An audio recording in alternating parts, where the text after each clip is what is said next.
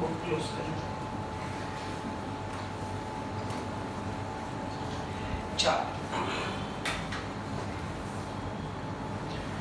Section 28 શું કહે છે?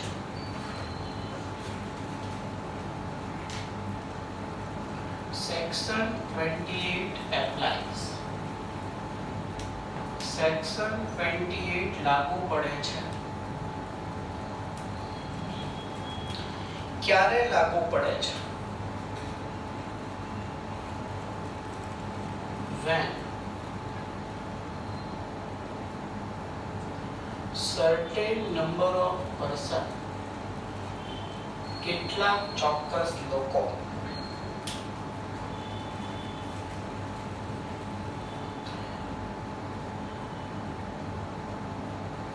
પોતાની સિક્યોરિટી ઓફર કરે છે.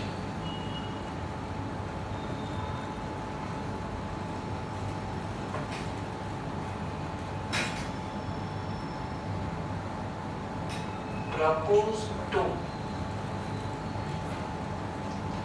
offer of sale of securities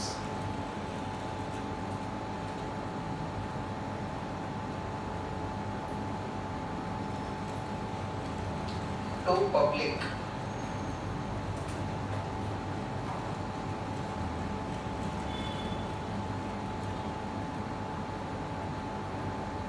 શું કહે છે?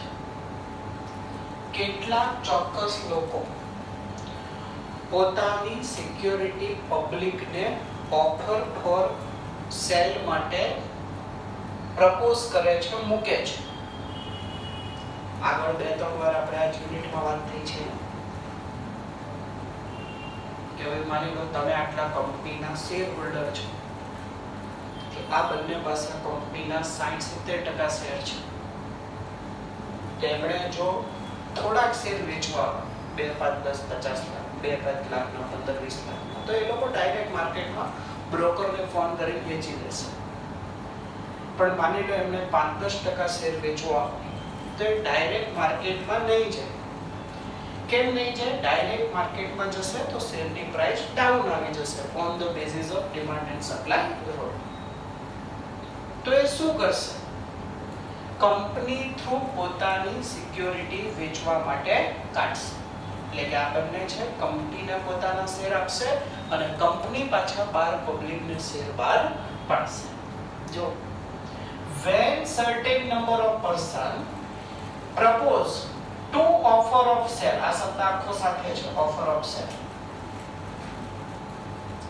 of securities. શેની ઓફર ઓફ સેલ કરવાનું છે? Of securities. કોને ઓફર ઓફ સેલ કરવાનું છે? Two public. કઈ રીતે? કઈ રીતે? in accordance with the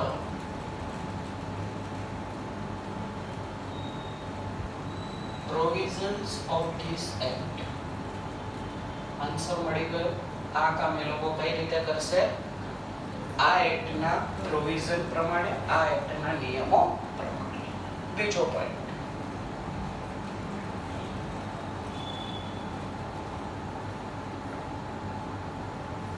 certain number of person, એટલે જ્યાં ચોક્કસ લોકો છે, 100-200 લોકો, 50 લોકો, certain number of person may offer of sale of securities, પોતાની સિક્યોરિટીઝને વેચવાની ઓફર કરી શકે છે through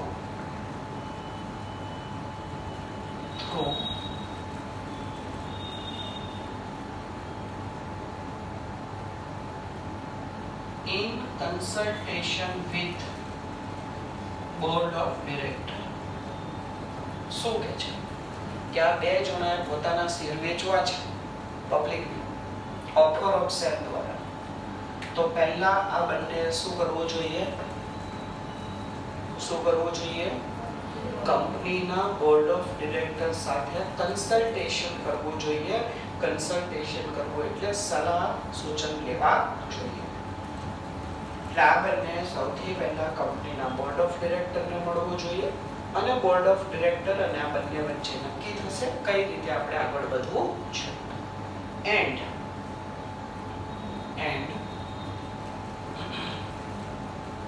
as per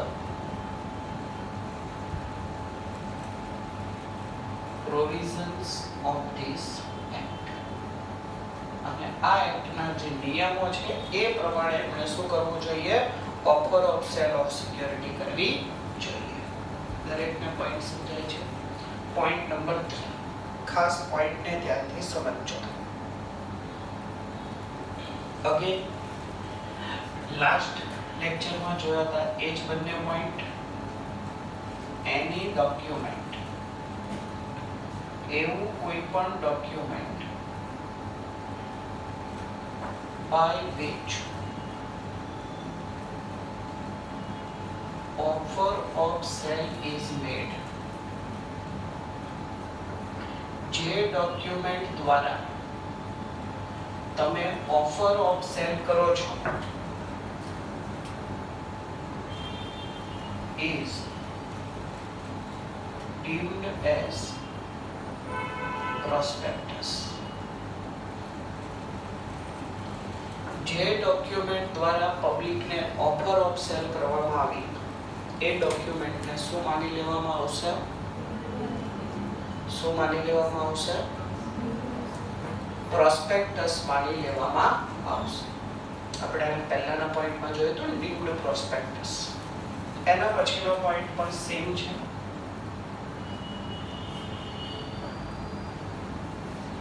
All enactments and rules. enactment એટલે કાયદો અને rules એટલે નિયમ. બધા જ rules, નિયમો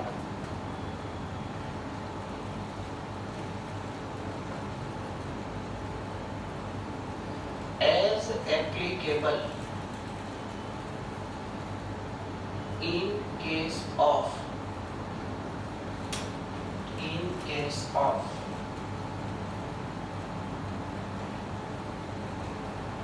content of prospectus and liability in case of misstatement in prospectus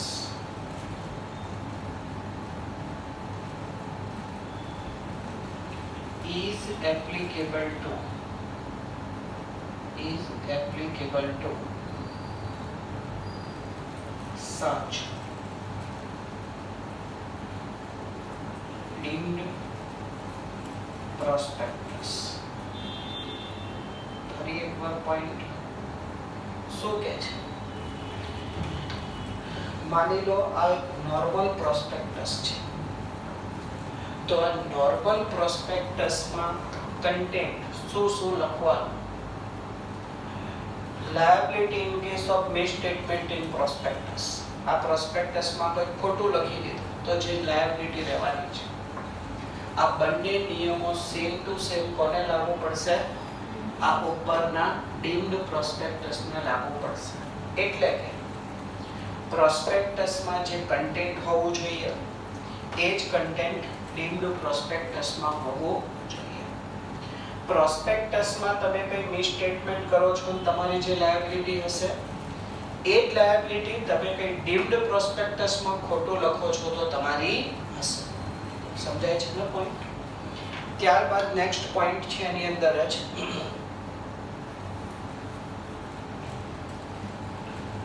point number 5. મેમ્બર્સે શું કરવું જોઈએ? મેમ્બર્સે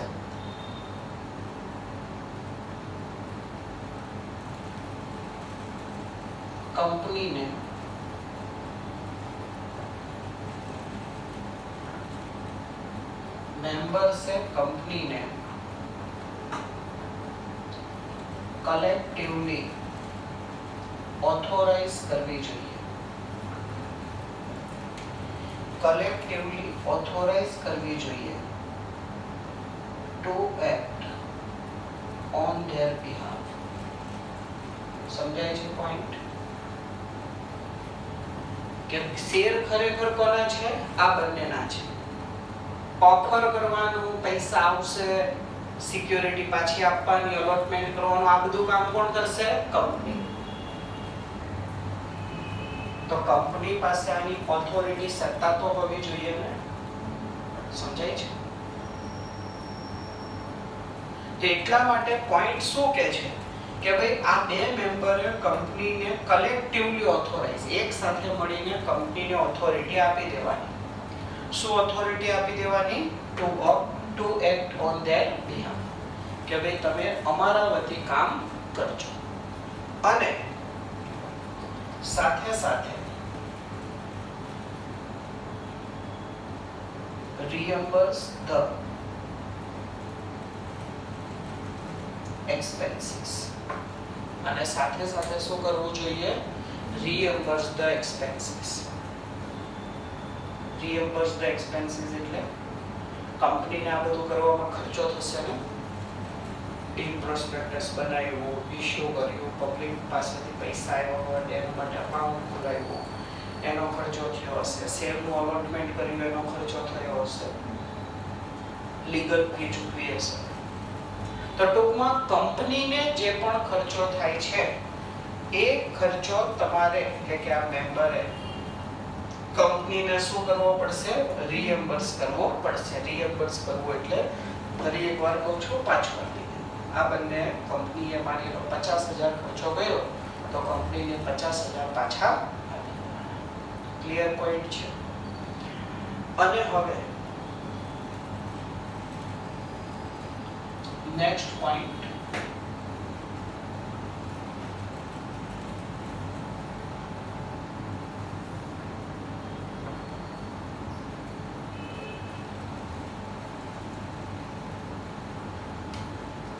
private placement offer.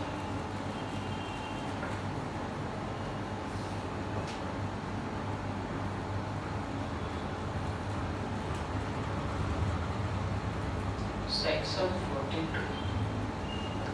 ચાલો, ચેપ્ટરની શરૂઆતમાં આપણે જોયું હતું કે કંપની હોય, ખાસ કરીને પબ્લિક કંપની, તેની પાસે સિક્યોરિટી ઓફર કરવાની 3 ઓપ્શન હતા. ખ્યાલ છે? એક પબ્લિક ઓફર કરી શકતી, એક પ્રાઇવેટ પ્લેસમેન્ટ દ્વારા ઓફર કરી શકતી અને રાઇટ ઇશ્યુ કે બોનસ ઇશ્યુ દ્વારા શેર ઇશ્યુ કરી શકતી. તો આનો જે સેકન્ડ પાર્ટ છે પ્રાઇવેટ પ્લેસમેન્ટ, પ્લસ આપણે ચેપ્ટરનું હેડિંગ લખ્યું ત્યારે પણ આપણે એવું લખ્યું તો જો યાદ હોય તો chapter 3 prospectus and allotment of security બે પાર્ટમાં વહેંચાયેલું છે, પાર્ટ 1 એન્ડ પાર્ટ 2. પાર્ટ 1 માં કવર થાય છે સેક્શન 23 થી લઈને સેક્શન 41, જે પાર્ટ આપણો કમ્પ્લીટ થયો. અને પાર્ટ 2 માં કવર થાય છે પ્રાઇવેટ પ્લેસમેન્ટ, જે પાર્ટ અત્યારે આપણે જોવાના છે. શું કહે છે આખો પોઈન્ટ? ખાસ ધ્યાનથી સમજો.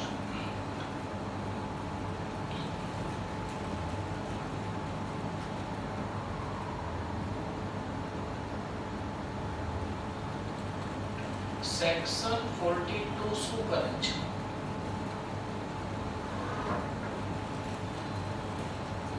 સેક્શન 42 કંપનીને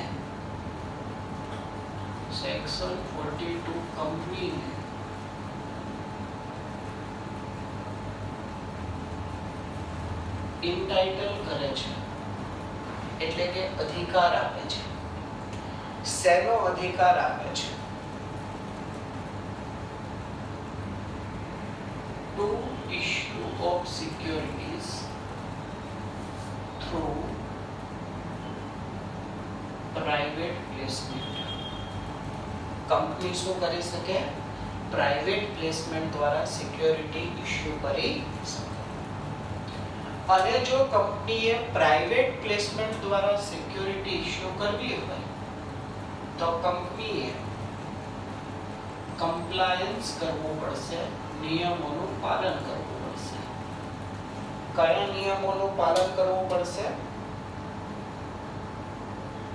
section 42 of this act.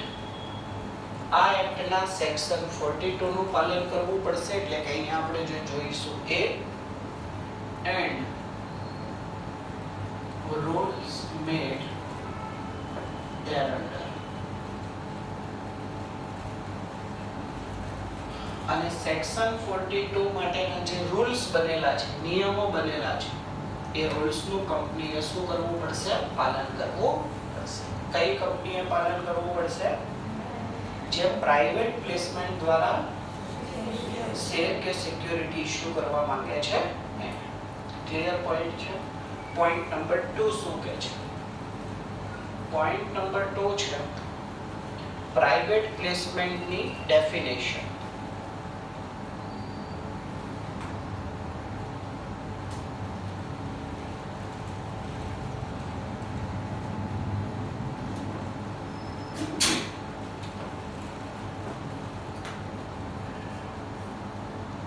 It means એટલે કે પ્રાઇવેટ પ્લેસમેન્ટ દ્વારા સિક્યોરિટી ઓફર કરવી એટલે શું?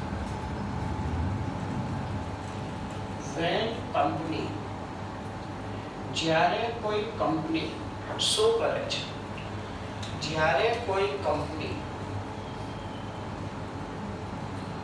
ઓફર ઓર ઇન્વિટેશન, કાં તો ઓફર આપે છે અથવા તો ઇન્વિટેશન આપે છે. શેની ઓફર કે ઇન્વિટેશન આપે છે? Offer or invitation four subscription on issue of securities of company. બોલો બે શબ્દો કેમ લખ્યા છે? હવે તો ખબર પડી જવી જોઈએ. જો કંપની પહેલી વાર શેર બહાર પાડતી હશે, એટલે કે પોતાના શેર છે ને બહાર પાડે છે, તો પબ્લિકને તમે શું કર્યું કહેવાય? સબસ્ક્રિપ્શનની ઓફર કે સબસ્ક્રિપ્શનનું ઇન્વિટેશન આપ્યું કહેવાય. પણ હમણાં મેં કીધું એ પ્રમાણે આ બંને કંપનીને શેર આપ્યા અને આ શેર કંપનીએ પાછા પબ્લિકને આપવાના છે. સોરી, પબ્લિકને એટલે કે અમુક લોકોને આપવાના છે. તો કંપનીએ શું કર્યું કહેવાય? ઇશ્યુ માટે ઓફર કરી કહેવાય અથવા ઇશ્યુ માટે ઇન્વિટેશન આપ્યું કહેવાય. ક્લિયર પોઈન્ટ છે? કોને ઓફર કે ઇન્વિટેશન કરી છે? To a selected group of person.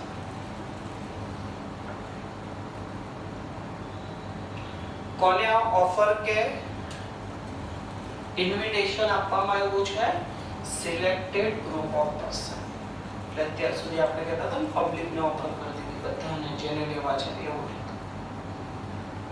તમને આટલાને જ ઓફર કરી, બાજુ ગ્લાસ વાળા આવે તો એમ ના પડે. એ તમે ઓફરમાં ઇન્વિટેશનમાં આવતા નથી. કઈ રીતે ઓફર કરી? ઓફર કરી એ વાત બરાબર, પણ કઈ રીતે ઓફર કરી? થ્રુ private placement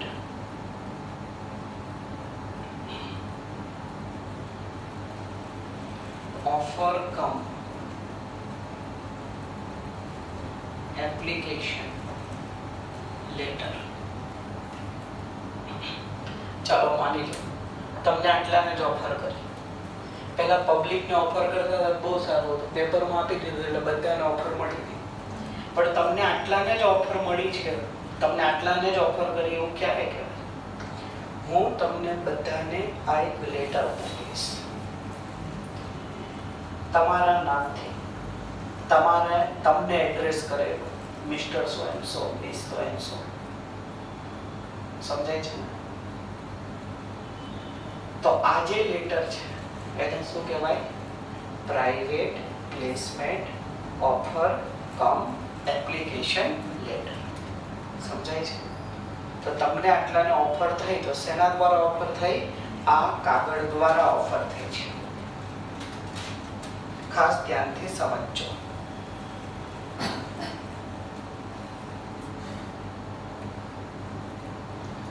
અને આ આખી પ્રોસેસ શું કરશે? which satisfy the conditions as specified under this section. અને આ આખી પ્રોસેસ જે છે એની અંદર સેટિસ્ફાઈ એટલે કે કમ્પ્લાયન્સ થતું હશે, પાલન થતું હશે. કોનું પાલન થતું હશે? કન્ડિશન્સ એટલે કે શરતો. કઈ કન્ડિશન કે શરતો? As specified under this section. Section 42 માં જે નિયમો છે, જે શરતો છે, એ બધી શરતોનું નિયમોનું પાલન થતું હશે. બીજી એક વસ્તુ, જ્યારે પણ આ શબ્દ આવશે, કયો શબ્દ આવશે? Private placement offer cum application letter. ત્યારે આપણે આ લખીશું આખું, બોલીશું આખું, પણ એક્ઝામમાં આપણે લેટર શબ્દ નહીં લખીએ. તમે બુકમાં વાંચશો તો ત્યાં ખાલી આટલું જ લખ્યું છે, private placement offer cum application. સમજાય છે ને? પણ એક સમજવામાં થોડી ઇઝીનેસ રહે એ માટે મેં એક એક્સ્ટ્રા શબ્દ ઉમેર્યો છે. કયો શબ્દ ઉમેર્યો છે? Private placement offer cum application letter. તમે કીધું એમ એક્ઝામ સિવાય લખતા હશું ત્યારે લખીશું, વાંચતા હશું, બોલતા હશું ત્યારે પણ બોલીશું. પણ જ્યારે એક્ઝામમાં લખવાનું આવે ત્યારે ખાલી લેટર શબ્દ આપણે નહીં લખીએ. અને અત્યારે આપણી પ્રેક્ટિસનો પાર્ટ બનાવી દઈશું કે લેટરને આવી રીતે કાઉન્સમાં મૂકી દઈશું. એટલે આપણને હંમેશા એ કાઉન્સ યાદ અપાવે. શું યાદ અપાવે? એક્ઝામમાં લેટર શબ્દ લખવાનો નથી. સમજાય છે? આ શું થઈ? ડેફિનેશન થઈ. કોની ડેફિનેશન થઈ? Private placement. શું ડેફિનેશન થઈ? when company શું કરે? કંપની ઓફર ઓર ઇન્વિટેશન કરે. શેની ઓફર કે ઇન્વિટેશન આપે છે? For subscription or issue of securities of company. કોને આપે છે? To a selected group of person. શેના દ્વારા આપે છે? Through private placement offer cum application letter. અને આખી પ્રોસેસ શું કરતી હશે? which satisfy the conditions specified under this section. Clear છે? આને શું કહેવાય? પ્રાઇવેટ પ્લેસમેન્ટ ઓફર કહેવાય. આગળનો પોઈન્ટ જોઈએ. ખાસ પોઈન્ટને ધ્યાનથી સમજજો.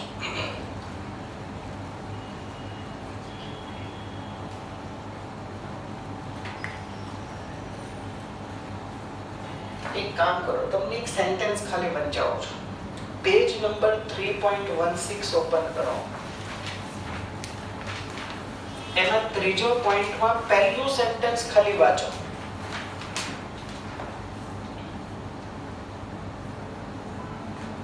ત્રીજા પોઈન્ટમાં પહેલું સેન્ટેન્સ.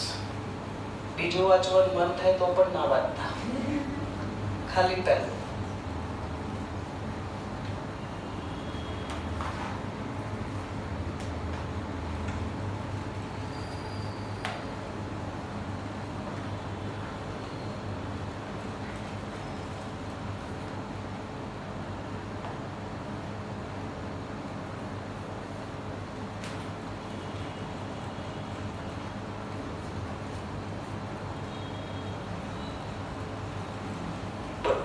શું કહે છે? હવે બંધ કરતો, આટલી વારમાં વંચાય છે. બંધ કરતો. શું કહે છે પહેલું સેન્ટેન્સ? કે કોઈ પણ કંપની પ્રાઇવેટ પ્લેસમેન્ટ દ્વારા સિક્યોરિટી ક્યારે ઇશ્યુ કરી શકે? એસઆર પાસ કર્યું હોય તો. સમજાય છે? એટલે કે એમાં સેન્ટેન્સ શું લખ્યું છે વાંચવા માટે મેં તમને ખાસ કીધું. અહીંયા તો હું પોઈન્ટ પ્રમાણે લખી દઈશ, કંપનીએ એસઆર પાસ કરવું પડે. પણ સેન્ટેન્સ અંદર છે લખવું પડશે. સમજાય છે? પોઈન્ટ નંબર 3 લખું છું. કંપનીએ શું કરવું પડશે? કંપનીએ એસઆર પાસ કરવું પડશે. ક્યારે એસઆર પાસ કરવું પડશે? Before private placement offer. Private placement દ્વારા તમે સિક્યોરિટી ઓફર કરો તે પહેલા કોઈ પણ કંપનીએ શું કરવું જરૂરી છે? એસઆર પાસ કરવું જરૂરી છે. સમજાય છે? પણ ઇમ્પોર્ટન્ટ પોઈન્ટ,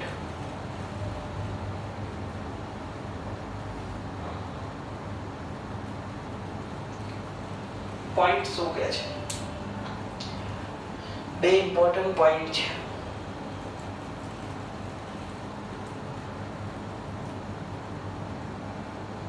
કંપનીએ એસઆર પાસ કરવું પડશે before private placement offer. Before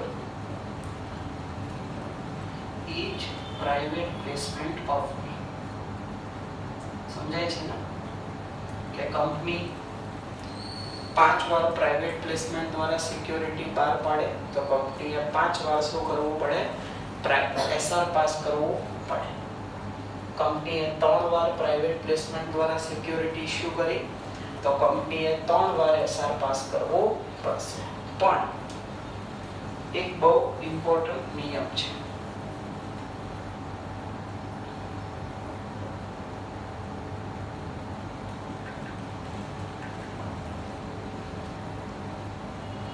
Securities are non-convertible debenture. અને સેકન્ડ પાર્ટ છે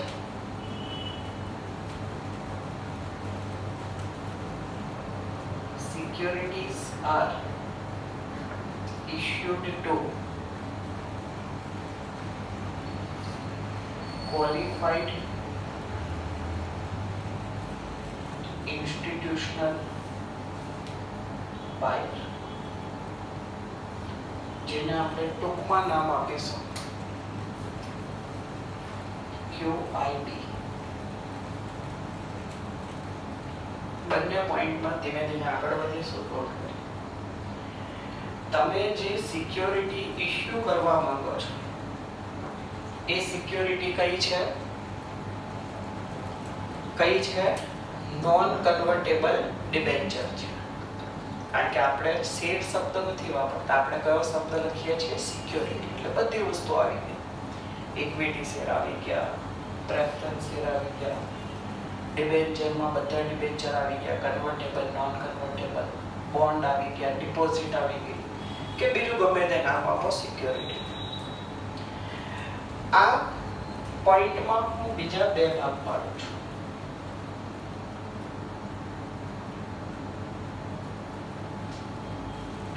The amount raised exceed the limit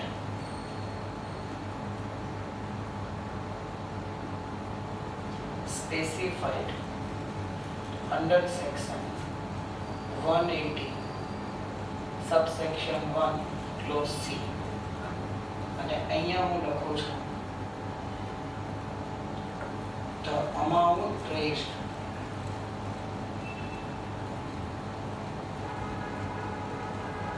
does not exceed the limit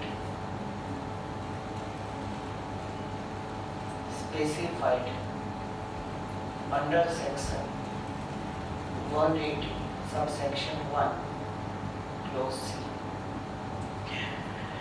હવે તમારી ઇન્ફોર્મેશન માટે અહીંયા લખું છું under section 180 subsection 1 clause C શું કહે છે?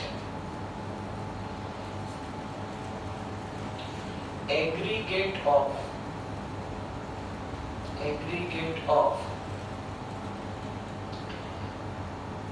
Paid share capital plus free reserve plus security premium account આ ત્રણેયનું ટોટલ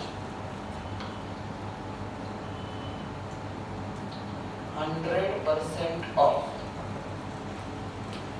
માની લો કંપનીની બેલેન્સ શીટમાં પેડ અપ શેર કેપિટલ છે 80 લાખ, ફ્રી રિઝર્વ છે 40 લાખ અને સિક્યોરિટી પ્રીમિયમ અકાઉન્ટમાં છે 30 લાખ. તો આનો 100% કેટલો, સોરી આનો એગ્રીગેટ કેટલો થયું 150 લાખ અને 150 લાખના 100% કેટલા થયા બોલો 150 લાખ. 100% કેટલા થાય?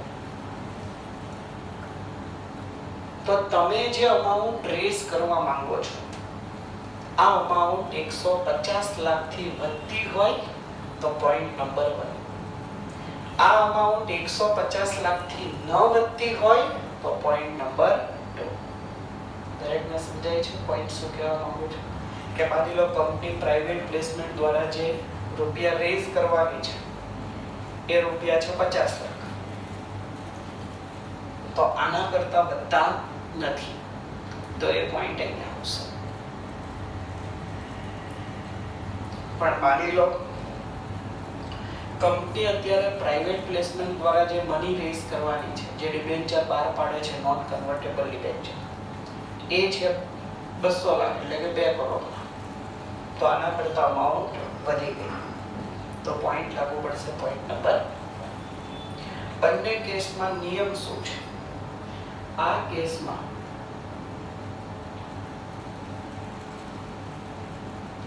SR passed only once in a year. તો આ પોઈન્ટની જેમ દર વખતે તમારે નવું SR બહાર પાડવાની જરૂર નથી. ખાલી એકવાર SR બહાર પાડી દીધું તો આખા વર્ષમાં ગમે તેટલી વાર તમે શું કરી શકો? નોન કન્વર્ટેબલ ડિબેન્ચર બહાર પાડી શકો પ્રાઇવેટ પ્લેસમેન્ટ દ્વારા. સમજાય છે? એક્સીડ થાય તો નથી થતા એટલે આમાં 150. આપણે શું લખ્યું? એક્સીડ. એક્સીડ ક્યારે કહેવાય? 150 થી વધારે હોય તો કે 1 કરોડ 50 લાખ 5000 તો એક્સીડ થયા. એક્સીડ છે તો નથી થતા તો અહીંયા આવશે. ક્લિયર છે? અને જો નથી થતા તો બોર્ડ રિઝોલ્યુશન પાસ. તો આ કેસમાં તો તમારે SR પાસ કરવાની જરૂર જ નથી. બોર્ડ રિઝોલ્યુશન પાસ કરીને પણ તમારું કામ થઈ જશે. સમજાય છે? બીજું, સિક્યોરિટી કોને ઇશ્યુ કરવામાં આવી છે? બોલો, સિક્યોરિટી કોને ઇશ્યુ કરવામાં આવી છે? Qualified institutional partner. પોઈન્ટ સમજાવું છું, ધ્યાનથી પોઈન્ટને સમજજો. જો બધી કંપનીઓના IPO આવે, તમને ખબર છે કેટલી રકમ રેઝ કરતા હોય? અંદાજો છે કેટલી રકમ એ લોકો રેઝ કરતા હોય? હવે જ્યારે IPO શબ્દ તમે ક્યારેય પણ ન્યૂઝમાં સાંભળો ને, સાંભળતા રહેશો ફોર્ચ્યુનેટલી, ત્યારે છે ને ખાલી IPO થી ખુશ નહીં થઈ ગયો, અંદર જોવાનું કે આ કંપની કેટલા રૂપિયા રેઝ કરવા માંગે છે. તમને શું લાગે કેટલા રૂપિયા રેઝ કરતી હશે કંપની? ઝોમેટો નો આવ્યો હતો, એના પહેલા પેટીએમ નો આવ્યો હતો, એના પહેલા દવા બનાવતી કંપની હતી એનો આવ્યો હતો. ઘણી બધી કંપનીઓના ચાલુ જ રહે છે. તમને શું લાગે કેટલા રૂપિયાનો એ લોકો રેઝ કરતા હશે? અંદાજો એક એપ્રોક્સિમેટલી કોઈ અમાઉન્ટ તો યાર પરાણે અંદાજો મારવાનો હોય.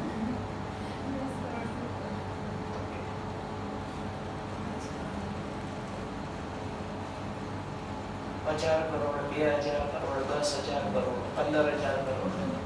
આટલા રૂપિયા રેઝ કરતા હોય. સમજાય છે? હા, તમને શું લાગે આટલા રૂપિયા હું તમે શેર ખરીદીને ભેગા થઈ જાય? લાગે પ્રેક્ટિકલી આટલા રૂપિયા મારા તમારા શેર ખરીદવા ભેગા થાય? નહીં.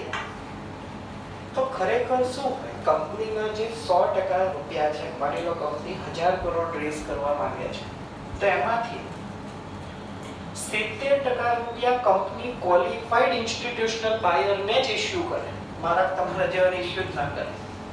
આપણા માટે 15-20% જ રાખ્યા હોય. ખબર છે કે આ લોકોની ઓકાત એટલી જ છે કે આપણે કોઈ 1000 કરોડ આપીને જાય એવું છે નહીં. ક્વોલિફાઈડ ઇન્સ્ટિટ્યુશનલ બાયર કોણ હોય? બેંકો હોય, ઇન્વેસ્ટમેન્ટ બેન્કરો હોય, મ્યુચ્યુઅલ ફંડની કંપનીઓ હોય, ઘણા કેસમાં ઇવન ગવર્નમેન્ટ હોય. ટૂંકમાં જે લોકો પાસે બહુ હેવી ફંડ છે અને રોકાણ કરવા માંગે છે, કે એલઆઈસી છે તેની પાસે હેવી ફંડ છે, રોકાણ કરવા માંગે જ છે. મ્યુચ્યુઅલ ફંડ વાળી કંપનીઓ છે તો બધાને બહુ મોટા મોટા સપના બતાવે. ખબર છે કે આટલાની એસઆઈપી કરો, આટલા વર્ષ પછી આટલા થશે. નહીં થાય તો એમને કોઈ નુકસાન નથી, પણ કંપનીની રેપ્યુટેશન ના રહે. જે કંપની લોંગ ટર્મનું વિચારતી હોય કે ભાઈ કાયમ માટે રહેવાનું છે માર્કેટ, તે રૂપિયા પણ તમારે કમાવા પડશે ને, તે લોકો એ રૂપિયા સારી જગ્યા પર ઇન્વેસ્ટ કરે. તો આ બધા લોકોને શું કહેવાય? ક્વોલિફાઈડ ઇન્સ્ટિટ્યુશનલ બાયર. તો જ્યારે તમે તમારી સિક્યોરિટી પ્રાઇવેટ પ્લેસમેન્ટ દ્વારા ઓફર કરો છો, પણ તમે નોર્મલ લોકોને ઓફર નથી કરવાનો. જે 2, 3, 4, 5 લોકો છે એ લોકો કોણ છે? ક્વોલિફાઈડ ઇન્સ્ટિટ્યુશનલ બાયર. તો આમના માટે પણ પહેલો જ નિયમ છે SR passed only once in a year. તો એકવાર SR પાડી દીધું, પાસ કરી દીધું, તો એક વર્ષમાં ગમે તેટલી વાર તમે શું કરી શકો? પ્રાઇવેટ પ્લેસમેન્ટ દ્વારા ક્વોલિફાઈડ ઇન્સ્ટિટ્યુશનલ બાયરને સિક્યોરિટી ઇશ્યુ કરી શકો. દર વખતે નવું SR બહાર પાડવાની જરૂર નથી. સમજાય છે?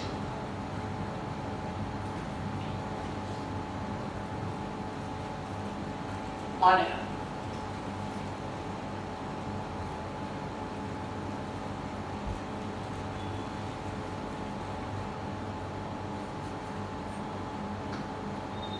explanatory statement annexed to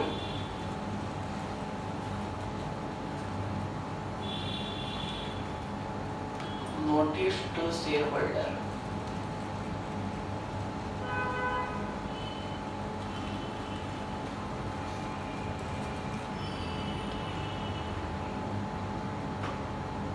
shall include following details અથવા following information. શું કહે છે? આપણે અહીંયા જોયું કે કંપનીએ પ્રાઇવેટ પ્લેસમેન્ટ ઓફર બહાર પાડતા પહેલા શું કરવું જોઈએ? SR પાસ કરવો જોઈએ. SR પાસ કરવું હોય તો શેર હોલ્ડરની જનરલ મીટિંગ પહેલા તો મળવી જોઈએ ને, કારણ કે મીટિંગ મળશે તો SR પાસ થશે. હવે આ મીટિંગની અંદર મીટિંગ બોલાવવા માટે આપણે શેર હોલ્ડરને શું મોકલશું? એક નોટિસ મોકલશું કે માની લો મેં તમને આ નોટિસ મોકલી,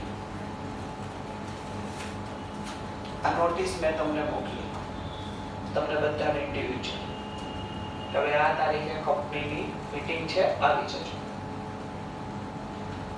પણ તમારા બધાના માઇન્ડમાં એક સવાલ છે, મીટિંગ શા માટે છે? તેના માટે હું એક એડિશનલ પેજ જોડીશ જેને કહેવાશે એક્સપ્લેનેટરી સ્ટેટમેન્ટ. એક્સપ્લેનેટરી સ્ટેટમેન્ટ એટલે એક્સપ્લેન કરવું, સમજાવવું કે ભાઈ મીટિંગ શા માટે છે, આ કામ કરવું કેમ જરૂરી છે, પ્રાઇવેટ પ્લેસમેન્ટ દ્વારા જ કેમ સિક્યોરિટી ઇશ્યુ કરીએ છીએ. સમજાય છે? તો એક્સપ્લેનેટરી સ્ટેટમેન્ટમાં કઈ ડિટેલ્સ હોવી જોઈએ, ખાસ ધ્યાનથી સમજજો.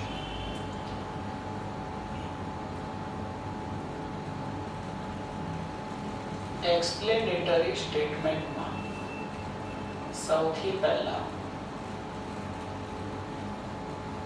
પર્ટિક્યુલર્સ ઓફ ઓફર, આપણે જે આ પ્રાઇવેટ પ્લેસમેન્ટની ઓફર કરી છે એને રિલેટેડ બધી ડિટેલ હોવી જોઈએ.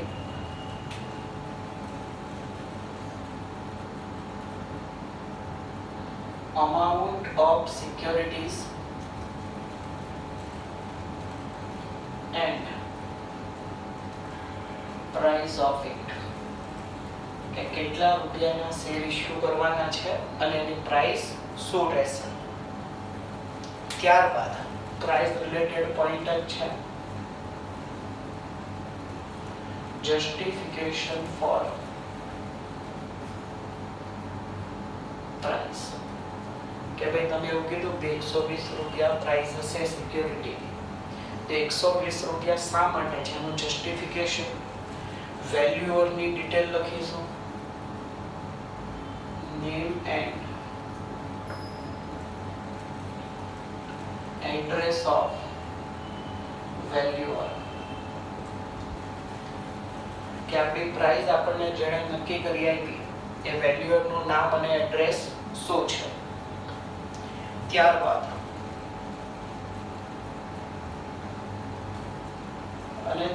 એક પોઈન્ટ છે material terms of issue of security, અને તમે જે સિક્યોરિટી ઇશ્યુ કરવાના છે એની જે પણ મટીરિયલ ટર્મ્સ છે, એટલે કે જે મહત્વની શરતો છે એ બધી શરતો પણ તમારે અહીંયા લખવી પડશે. ક્લિયર છે? અહીંયા સુધી રાખીએ છીએ. આવતીકાલે આપણે આ અધૂરો પોઈન્ટ કમ્પ્લીટ કરીશું અને જો ટાઈમ મળશે તો આગળનો પોઈન્ટ જોઈશું. તો નવું ચેપ્ટર શરૂ કરીશું.